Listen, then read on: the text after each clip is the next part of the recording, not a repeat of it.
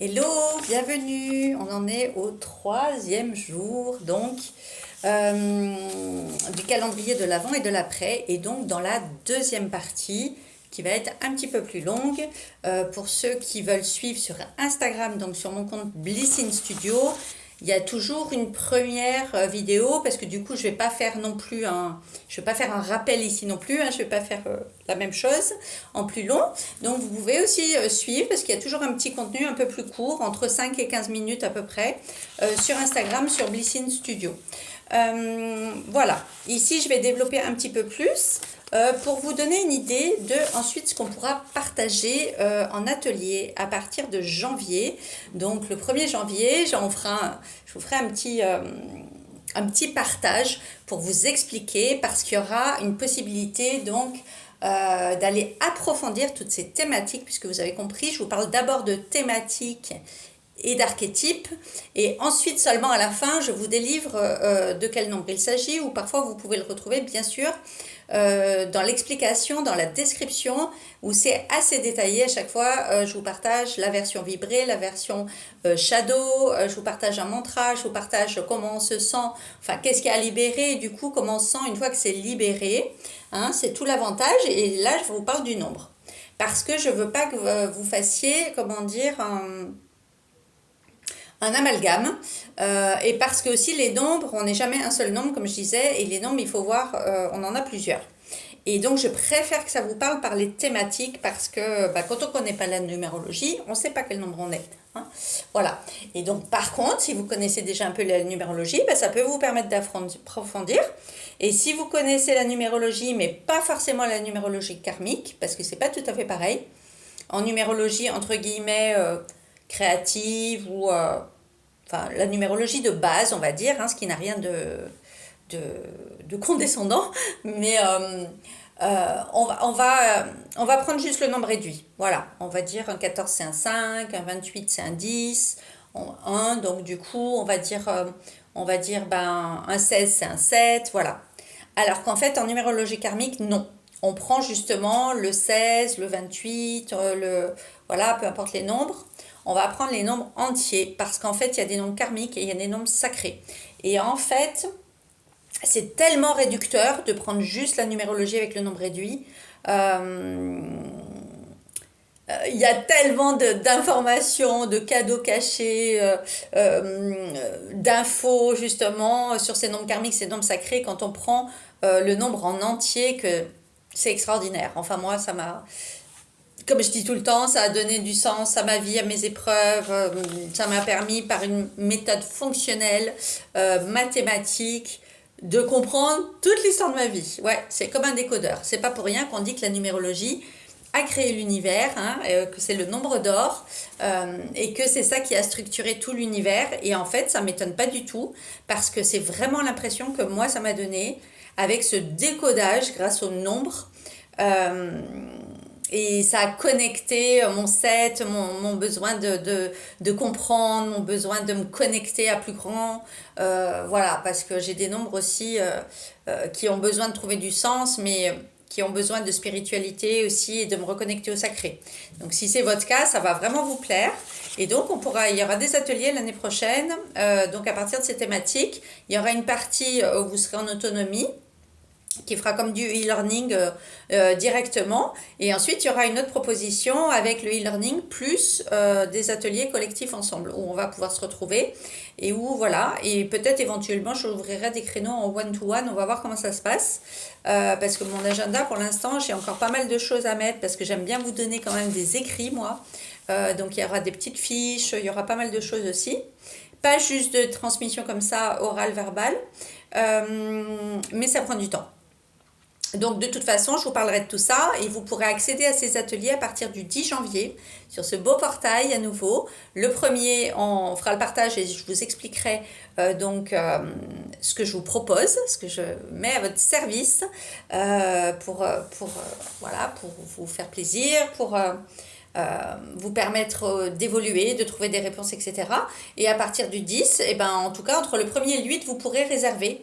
Et à partir du 10, voilà, ça s'ouvrira pour 2026. Mais je vous en reparlerai plus tard. Alors, pour revenir sur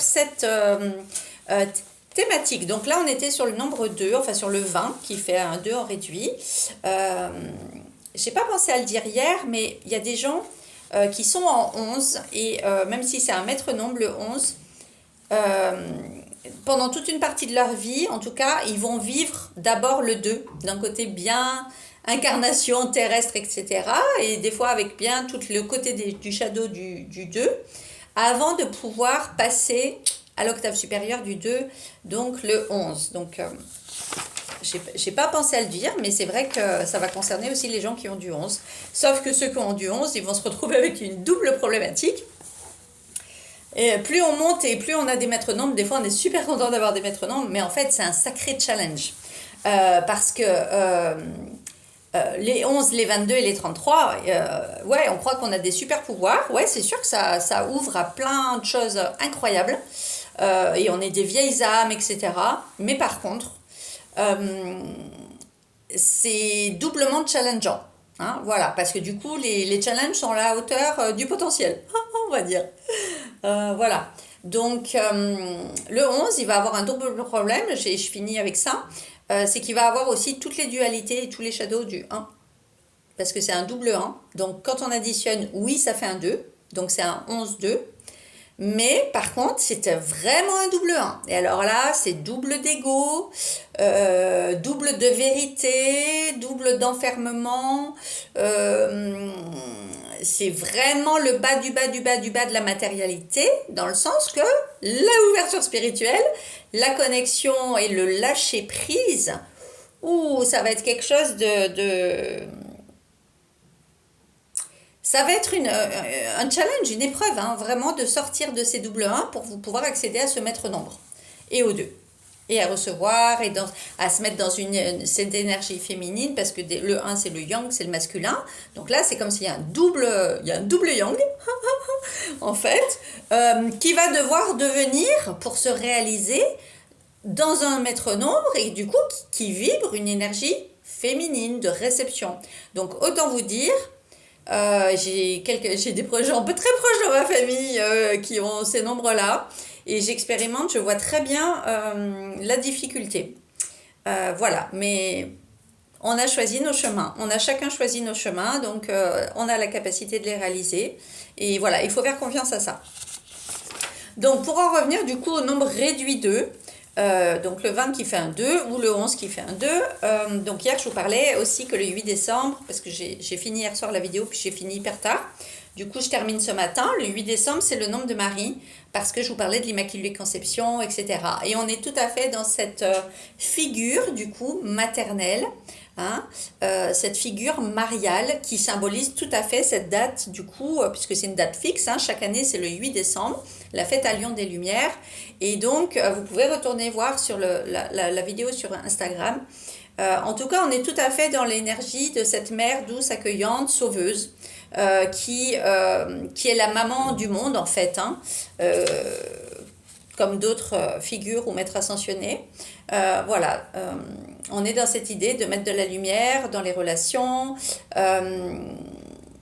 et de consolation, on va dire. Voilà, c'est une énergie malheureusement qui va être liée à tous les traumas du féminin.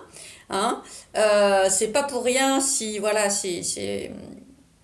ça va être cette vibration de consolation, de recevoir, de l'aide, de l'empathie, de la compréhension, du soutien, de l'amour, etc.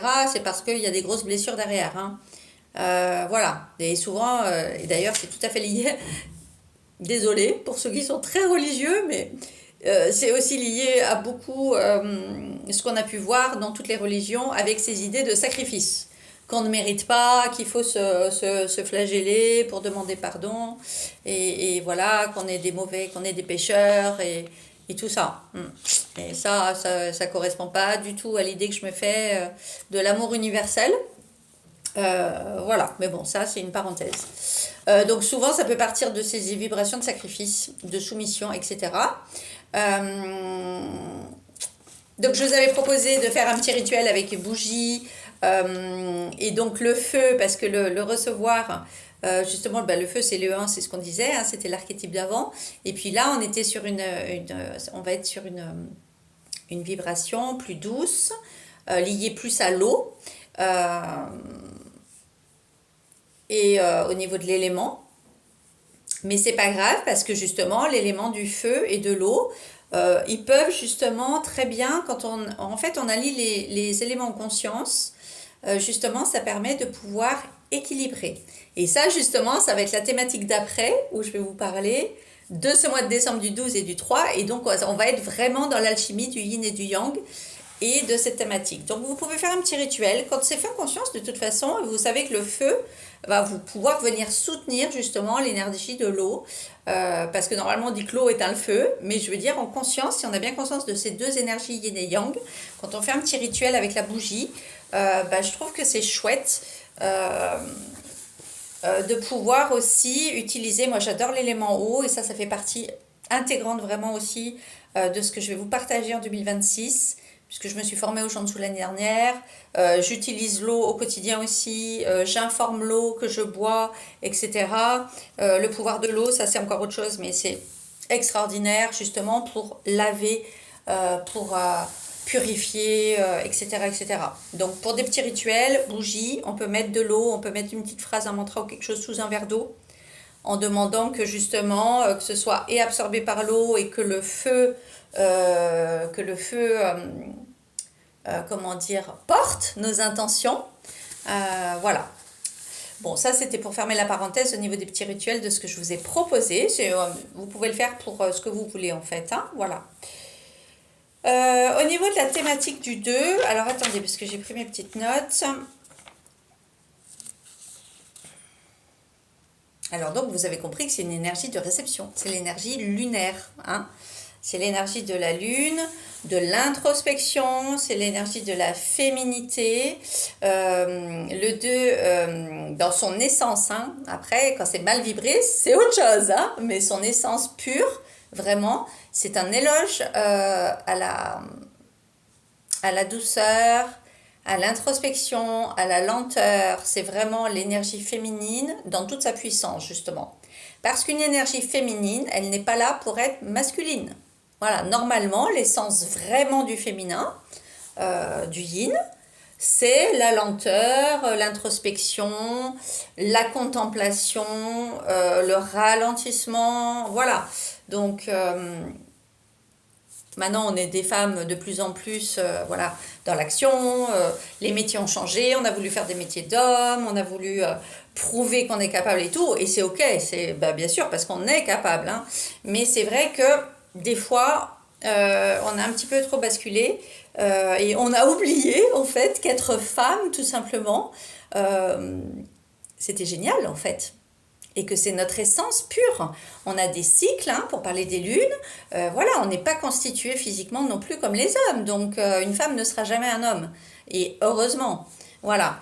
Et après, je vais vous parler aussi de l'histoire de la naissance, de quand les parents attendaient un garçon, etc. Parce que tout ça, ça influe aussi. En tout cas, c'est l'éloge de la lenteur, de l'introspection. Voilà. C'est arriver à se connecter à son autorité intérieure. Je dis aussi que c'est l'art de recevoir, parce que c'est un art, mais ça s'apprend. Parce que, en fait, on croit qu'on sait recevoir. Tout le monde, si je demande à tout le monde, et moi à l'époque, quand on me posait la question, qui aime recevoir? Qui veut recevoir? Qui sait recevoir? Et je disais, bah oui, forcément, tout le monde, on sait recevoir. Tout le monde, on veut recevoir. Qui ne veut pas recevoir des cadeaux? Qui ne veut pas recevoir de l'amour? Ça me semblait complètement stupide, en fait, comme question. Et de me dire, mais forcément, mais consciemment, tout le monde va dire oui. Alors oui, peut-être consciemment, tout le monde va dire oui. Et quoique, parfois, même consciemment, c'est trop pour les gens. Et ça, c'est assez intéressant. Le truc, c'est qu'en fait, 95% de nos actions, de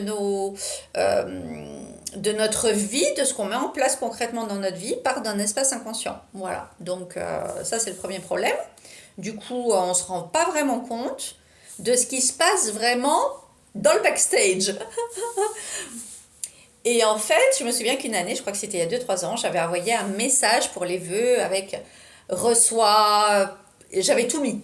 De l'abondance, de l'amour, de l'argent, de la chance, de la santé, vis tes plus beaux rêves, voilà, enfin, vit la vie vraiment, tati tata. Bon, bref, je vous passe la liste. Et ben, vous savez qu'il y a plus que la moitié des personnes qui m'ont dit oui. Et ça en dit long. Et je me suis dit, waouh, il y a plus de la moitié des personnes qui m'ont répondu oui, ça fait peut-être un peu beaucoup. Ça fait peut-être un peu beaucoup. Ou j'ai d'autres personnes qui m'ont répondu, bah, si déjà j'en ai 2 ou 3 dans cette liste, ce sera bien.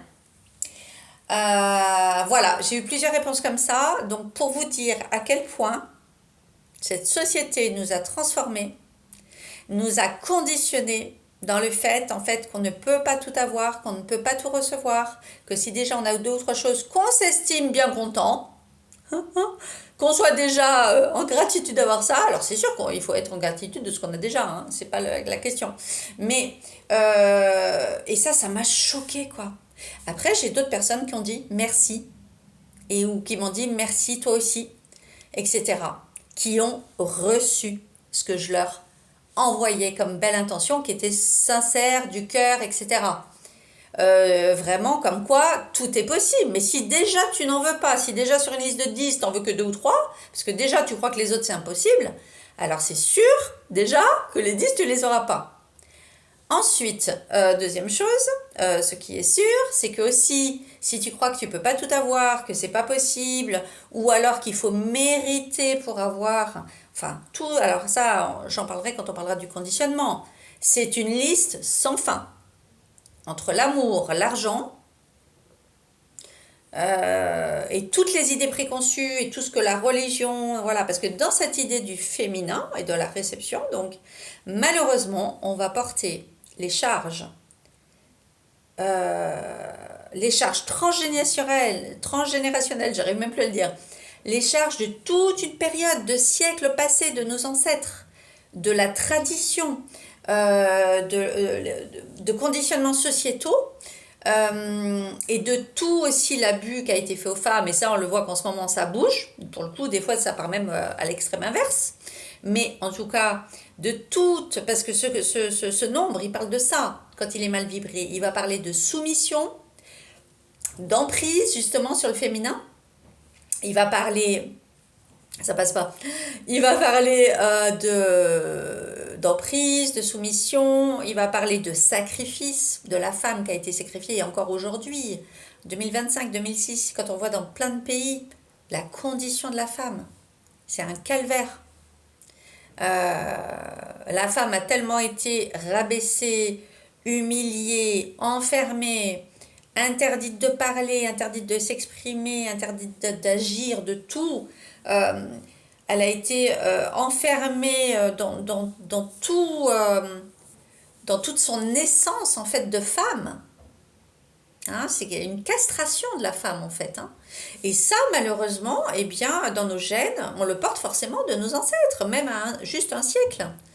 Voilà, alors je dis même pas sans remonter à la préhistoire ou la préhistoire. Au Moyen-Âge, je voulais dire, la préhistoire aussi, là c'était d'autres questions de sécurité.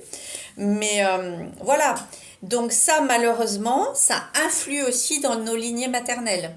Hein, parce que ce féminin, comment il se déploie, ben, malheureusement, on va avoir reçu une éducation et on va avoir reçu des gènes et on va aussi avoir reçu des loyautés et tout plein d'autres choses de nos lignées de mères et nos lignées de nos grands-mères et arrière-grand-mères. Voilà, et ça, eh ben, on le porte même dans notre mémoire cellulaire et dans nos gènes en fait, c'est génétique. Voilà, et à notre insu, on le sait pas, et parfois on n'a pas connu sa grand-mère. Moi, j'ai pratiquement pas connu ma grand-mère, encore moins mon arrière-grand-mère. Et pourtant, cette année, je me suis rendu compte, j'ai énormément travaillé sur les loyautés familiales depuis 2 ans, et là, je viens de libérer un truc qui correspondait d'ailleurs que j'avais en nombre karmique dans mon jour de naissance, voilà.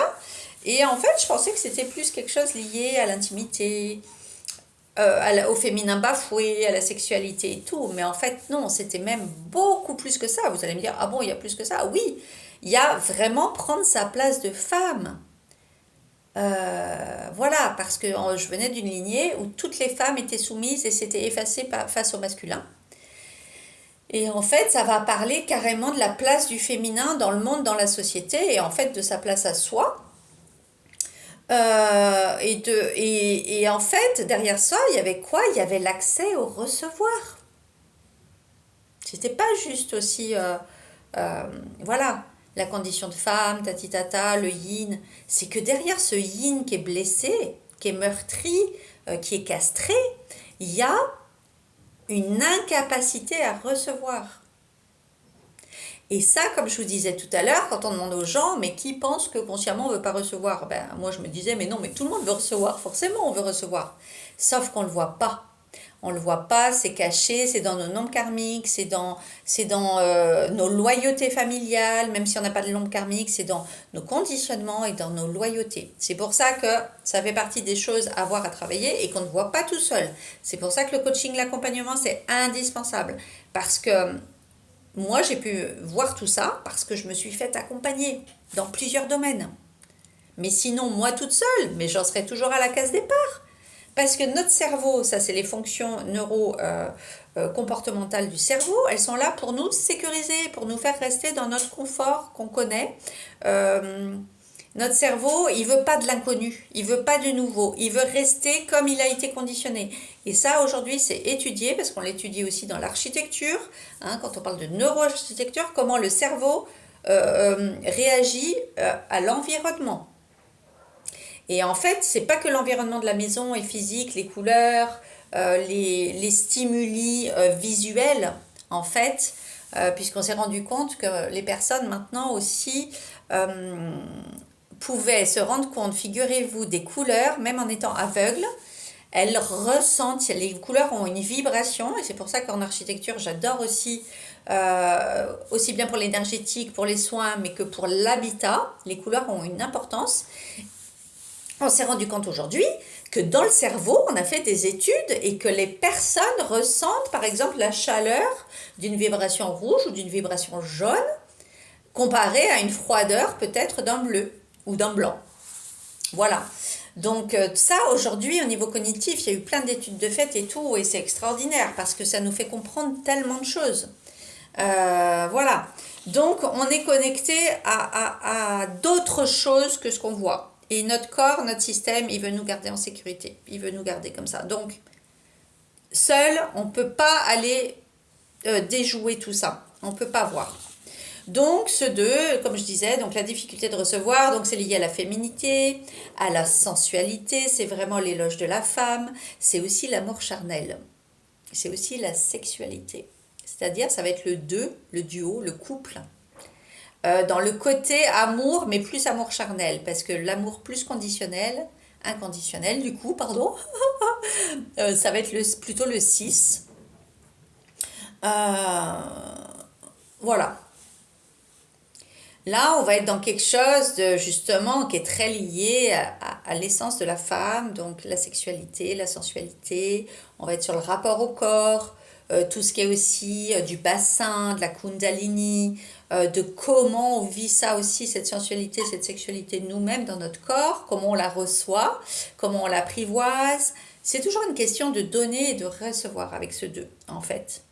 Si je devais résumer, ce 2, c'est donner et recevoir, voilà. Mais pas donner tout et recevoir rien.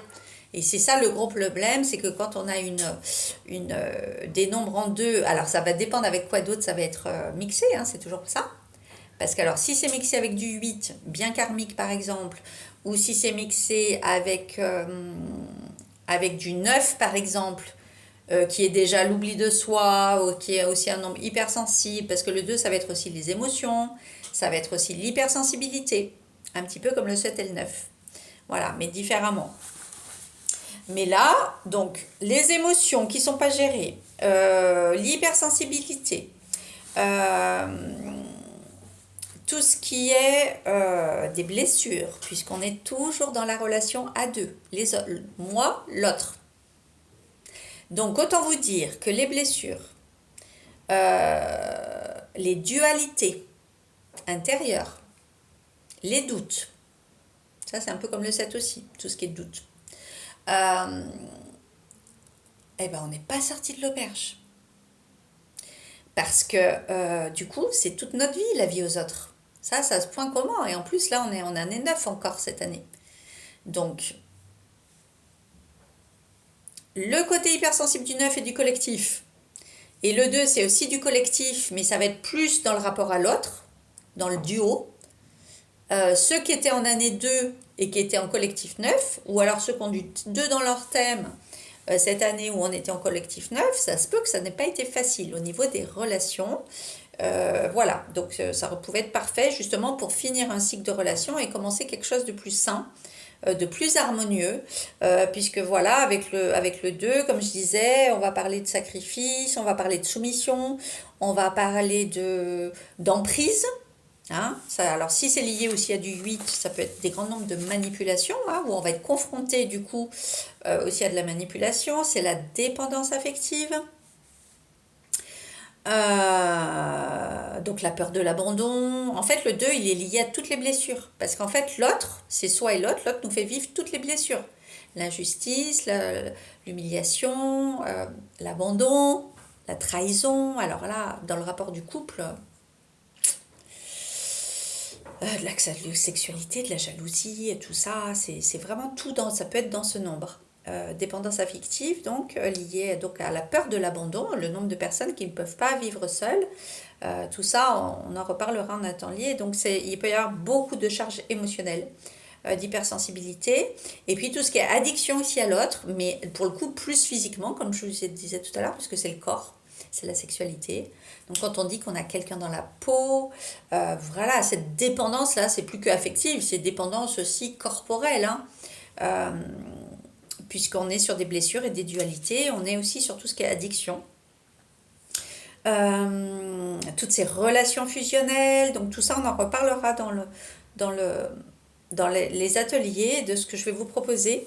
Parce que dans les relations fusionnelles, alors on a 3 catégories. On a toutes les personnes par exemple qui peuvent être jumelles, qui ont des jumeaux ou qui sont jumeaux ou triplés. Et ça, bah forcément, leur lien à l'autre, là, depuis l'œuf, il est vraiment particulier, fusionnel, et ces personnes-là auront toujours un rapport différent aux gens.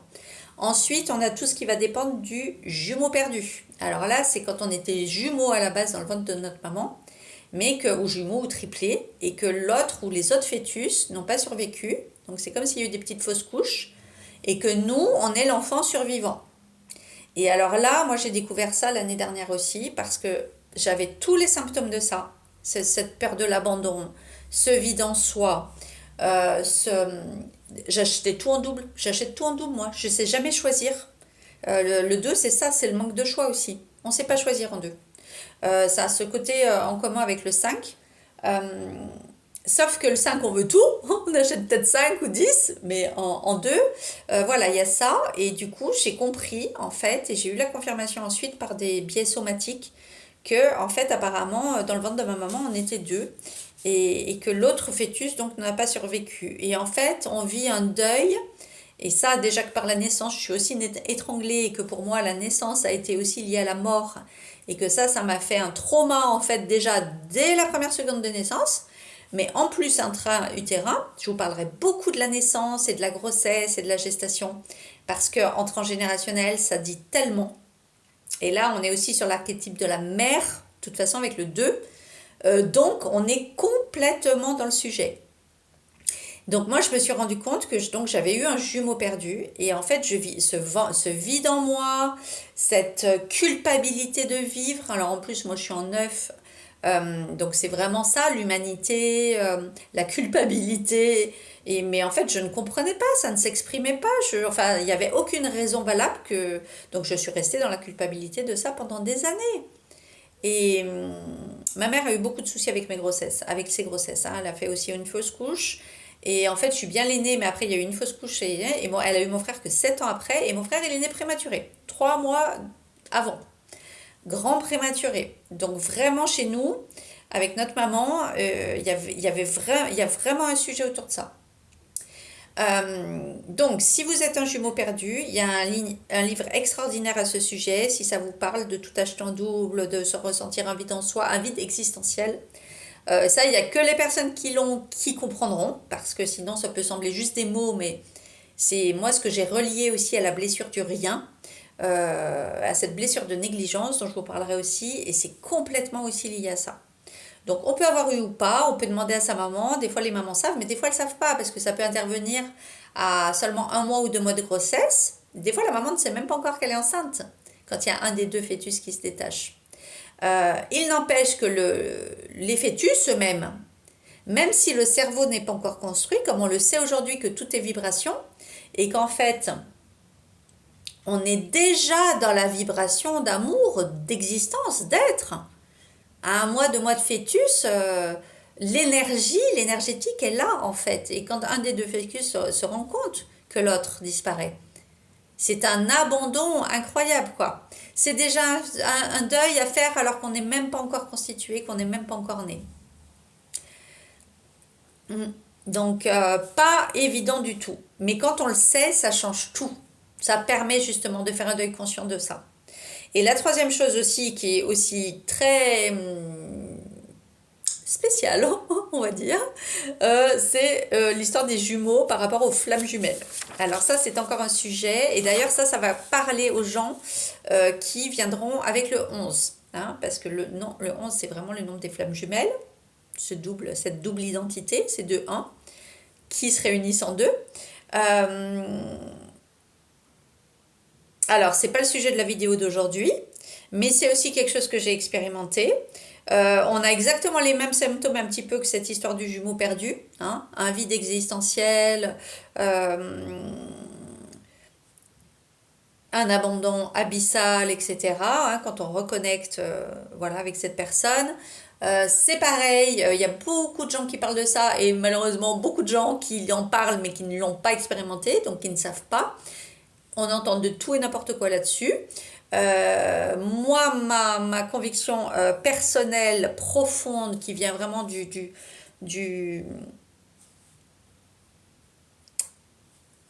mon intériorité vraiment, j'allais dire pure, de mon essence vraiment originelle, c'est que c'est un sacré truc. C'est une sacrée expérience de vie. C'est une expérience de vie qui ouvre à l'éveil. C'est une expérience de vie extraordinaire, mais tellement difficile. Hein. Les gens qui sont passés par là connaissent la nuit noire de l'âme. Moi, personnellement, j'en ai fait 2, où l'âme ne comprend pas ce qui se passe, justement, parce qu'en même temps, elle est reconnectée avec quelque chose d'originel. Et en même temps, elle vit le pire trauma de sa vie, son pire deuil, son pire cauchemar, sa pire descente aux enfers, de par cet abandon, de par de par cette séparation. Et en fait, c'est ça qui nous permet de purger, j'allais dire, et de se reconnecter, de reconstruire cette unité en soi. Voilà. Donc ça, c'est à part, c'est un parcours. Si jamais ça vous intéresse de recevoir du soutien, de l'accompagnement par rapport à ça, vous pouvez me contacter. J'en parle pas beaucoup pour l'instant parce que c'est un sujet trop commercial entre guillemets. Voilà, et puis c'est quelque chose de très personnel. Mais je n'ai pas de tabou non plus et je n'ai pas honte de ça. Je n'ai pas peur d'assumer ça. Et je m'en fiche d'être jugée par les gens qui ne connaissent pas, qui vont dire ah, c'est quoi encore ce truc. Voilà, parce que moi je sais. Voilà. Moi je sais. Et il y a une autre personne qui sait. Voilà. Et de toute façon, moi je sais, et c'est ça le plus important. Et je sais à quel point aujourd'hui ça a été bénéfique dans ma vie.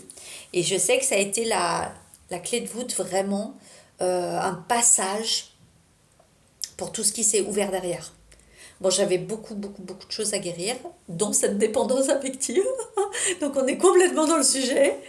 Parce que alors moi, dépendance affective, c'était quelque chose. Hein. Sauf qu'on ne s'en rend pas compte. Au début, on ne s'en rend pas compte. Et là, on est complètement lié aussi au rapport avec la mère. Moi, je parle carrément de sevrage.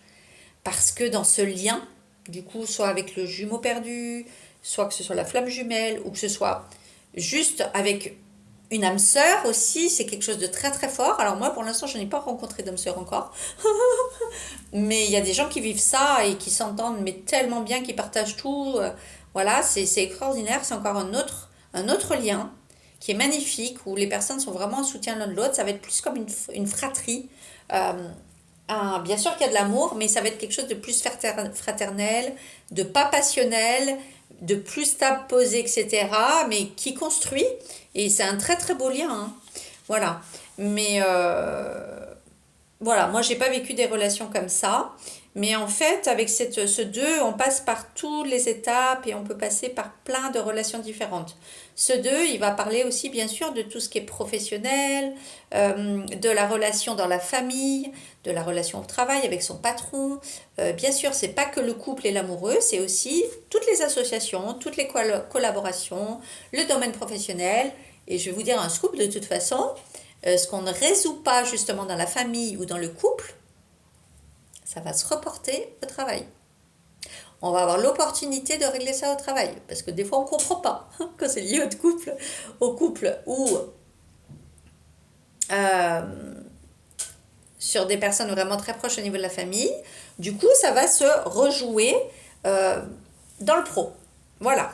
Les histoires de soumission, de sacrifice, d'épuisement, de tout donner, de rien recevoir. Ben voilà, quand la dépendance affective, elle n'est pas vue, reconnue, comprise dans le domaine perso, ça se rejoue dans le pro.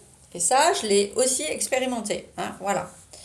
Donc, je vous parlais de tout ce qui était relations fusionnelles, avec ce côté passionné, d'entièreté, de fidélité, de dépendance, tout ça qui est extrême, hein, jusqu'à temps qu'on arrive justement à se soigner et à vibrer ce yin et ce yang en nous et à arriver à guérir de ces blessures. C'est pareil, je vous conseille tous les livres de Lise Bourbeau sur toutes les blessures, ça c'est la base.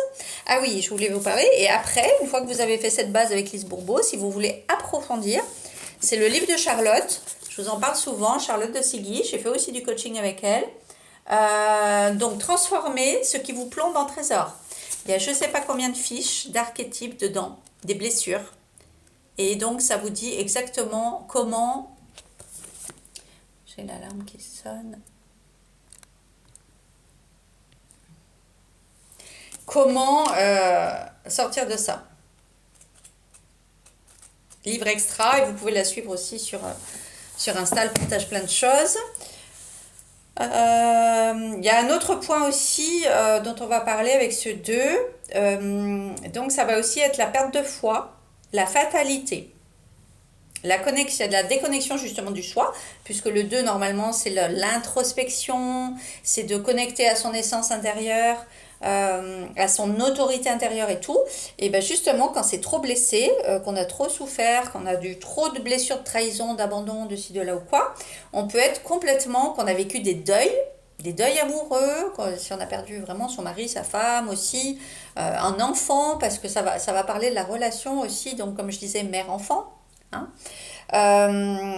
On peut être complètement déconnecté de la foi, ne plus croire en rien, et du coup, avec ce nombre, c'est là presque c'est le plus impactant, parce qu'en fait ce nombre c'est ça, c'est l'essence divine, c'est la connexion intérieure. Donc du coup, de perdre cette foi et de sombrer dans la fatalité, c'est comme si on n'est plus en lien avec le monde, on n'est plus en lien avec le divin, on n'est plus en lien avec soi, on n'est plus en lien avec rien en fait, parce que le 2 c'est le lien. Et donc s'il n'y a plus le côté sacré de la vie, de la femme, puisque la femme, donc, elle conçoit, elle met au monde, hein, donc ça peut porter des enfants, ça peut porter aussi des projets. C'est ça, cette essence, et on va en parler dans le prochain archétype, parce que c'est vraiment l'archétype de la naissance. On n'est plus connecté à la vie, on n'est plus connecté au vivant, en fait. Voilà. Donc ça, c'est toutes les thématiques qu'on développera dans l'atelier. Il y a un livre extraordinaire que je vous recommande. Ah oui, alors moi je vous avais parlé hier dans l'autre vidéo de ça.